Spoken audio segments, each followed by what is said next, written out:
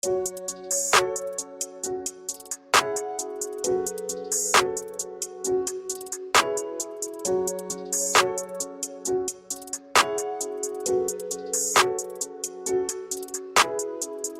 up, squad? I'm Leland, and on this episode of Jim U, we're getting it in with LSU baseball and coach Jeremy McMillan. Yes, sir. How are you? I'm great. How are you doing?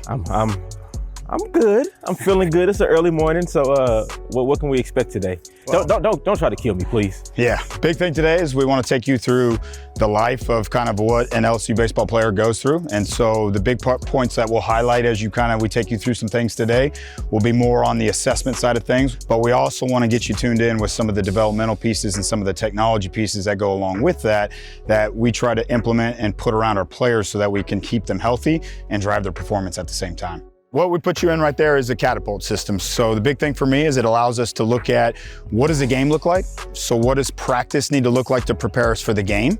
And then what does training need to look like to prepare us for practice, right? So every level is basically preparing you for the next. So first thing we're gonna do is very ground-based. So just overall activation of the body, okay? So number one is a cat-cow, okay? Cat-cow maneuver, quadruped position, hands on the ground, okay?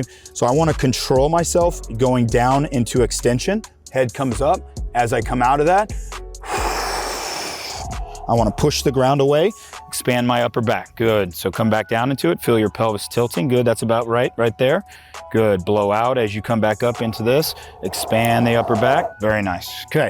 Second exercise is a bow archer. So in this position right here, so we're on the knees and on the feet, go ahead and pull the toes up underneath. Okay. All we're working from this is sitting back into a hinge and then pulling through. Okay. So sitting back into a hinge, pulling through. It's amazing, guys, getting in this position. Like, it's very simple, but the amount of core, the amount of hamstring, the amount of musculature that inserts into your hips that have to stabilize you as you move through it is quite a bit. All right, on our side plank. So working to get the oblique sling system involved in this. We're also gonna go feet split out instead of on top of each other, so we get a little bit of glute med and a little bit of adductor work at the same time. So when I'm in this up position, I'm gonna crunch my hip to the floor. As I come up, I'm trying to drive a past parallel, reach that hand as close to the ground as I can get it. Very nice. Okay, so next one, basic cobra downward dog. So in this position here, a lot like our plank push-up, okay, but now we're just in the high, tall push-up position, driving up, okay? Brace your abs as you come down, don't just let the hips sag, okay? So as I drive down, I'm gonna brace my core, squeeze my glutes as I get into that position and lower the hips to the floor. So next one, okay, upper body clam. So now we're working a little bit of T-spine mobility. I've got my knees at 90 degrees, bottom hand on the legs, top hand out here, okay? I'm gonna blow out.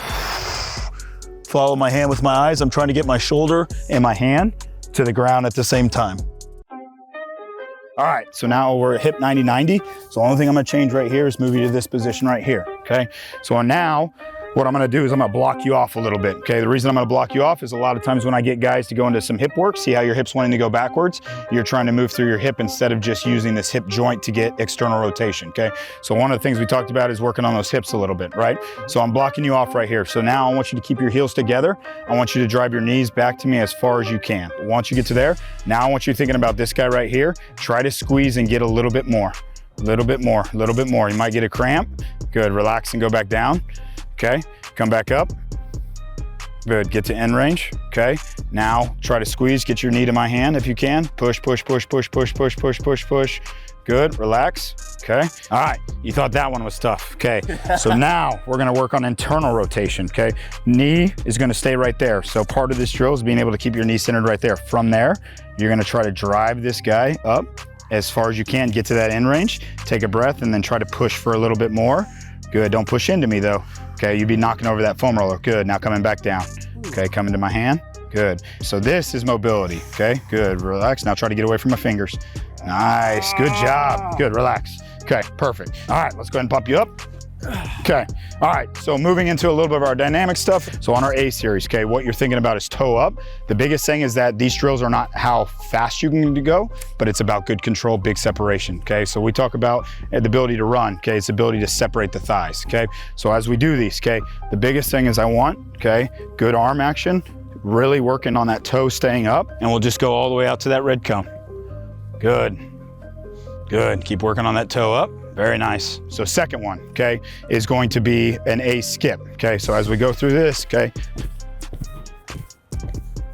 punching up, punching the ground, trying to float about an inch off the ground, okay, keeping that toe pulled up, Good arm action as we go. The whole idea of running fast is not reaching, but it's pushing the ground away, pushing the ground away. Good, relax, atta baby, good. So the next one, okay, is called a 2-hop. So on our 2-hop, we're gonna go into a position where we keep 1 up the entire time, okay? I'll hop twice on this foot, and then I'll switch. So 1, 2, 1, 2.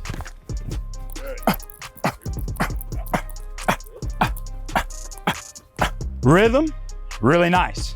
Found the pattern. Now, did you feel? So 1, 2, the leg was already down, coming down. So you wanna switch with that thigh staying high up in the air. So the next one we move to is a triple. Okay, so I'm here, 1, 2, switch. 1, 2, switch. All right, so the last one we'll go through will be a basic A run. So as I go through the high knee run, same thing. Okay, I wanna hunt that parallel thigh or right ab parallel, okay? Dorsiflex, toe up. Staying loose, rhythmic, okay? Good, awesome.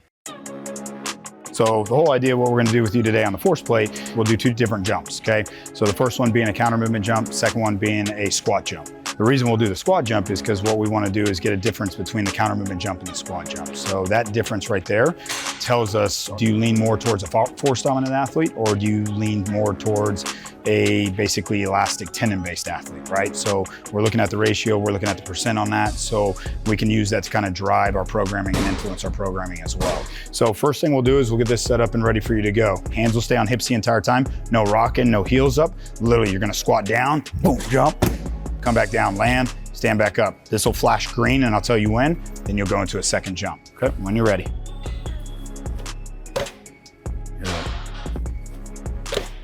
Good. So we look at this, okay? And then we'd go in and we'd look at a bunch of metrics in terms of things that we're looking at with guys, okay? So the second wave of jumps that we'll do with you, a standard squat jump, okay? So starting position for us is gonna be exactly what we just did. Boom, pause, I'll count to 3 for you. 1, 2, 3.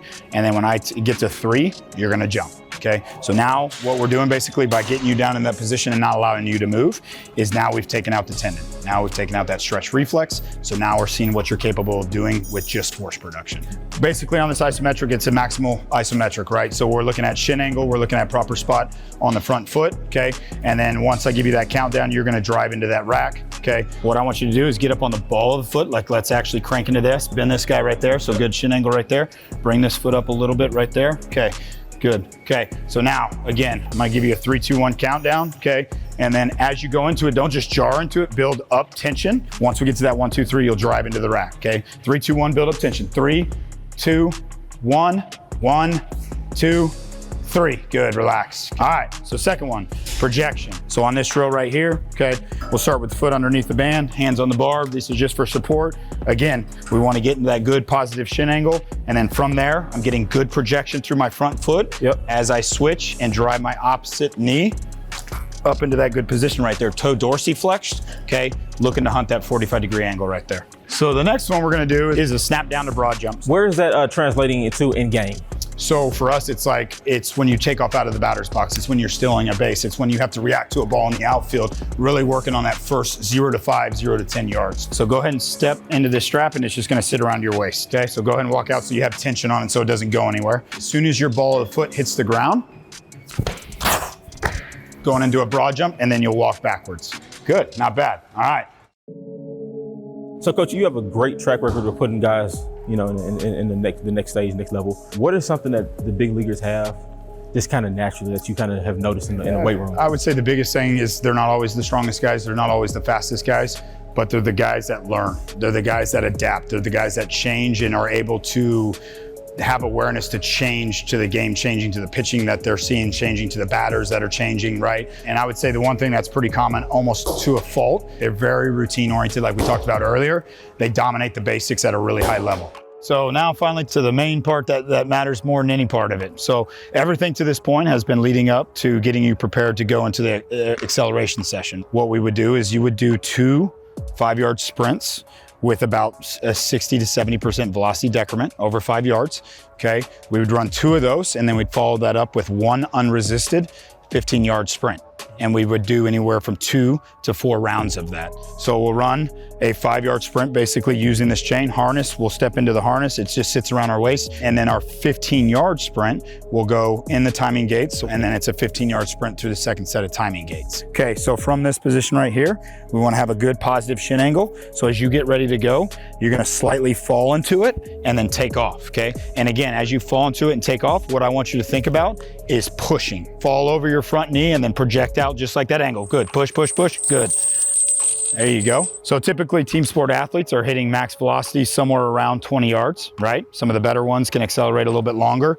It's very opposite of, say, a sport like track and field. So the unresisted sprint today is 15 yards, same starting position. Now once you get that good split, okay, trying to get low in it, okay, I want to still get that good fall, and then I'm going to ride that fall, that falling or rolling start into a 15-yard sprint. And that's an acceleration session. I feel faster already, Coach. All right, squad, so I'm here with Mr. Jamie Tutko, the Director of Player Development here at LSU. Yeah. What room are we in? So this is our pitching lab right here. We grind with our pitching staff, and I would say they throw probably half of their bullpens in here. You know, we've got every piece of equipment that you could possibly want from a pitching development side. Full Newt Force mound. We've got Edgertronic camera. We've got the TrackMan on the wall over here. So you know, when it comes to you know, developing and getting guys ready to go, and you know, pitch design, kind of anything regarding the pitching development side of things, it's all done right in here. All right, guys, so I'm here with the Associate Athletic Trainer for baseball, Isaac. What happens in this room? Well, the biggest thing we do is prevention. So we're trying to look at the athlete as they come in, address any of the needs that we see as deficits, help kind of prevent any issues in the future. So that for me, I think is the biggest thing as an athlete comes into the program. Just an example of kind of some of the strength testing that we do.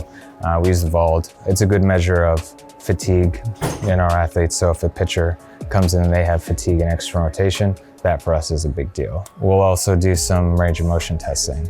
If they're significantly down in a certain motion, you know, we flag that, you know, and note it between myself, pitching coach, and strength coach, and we modify accordingly. Grip strength is also a big measure that we use. We're looking into seeing how their grip changes, pre-outing versus post-outing, and even in between innings.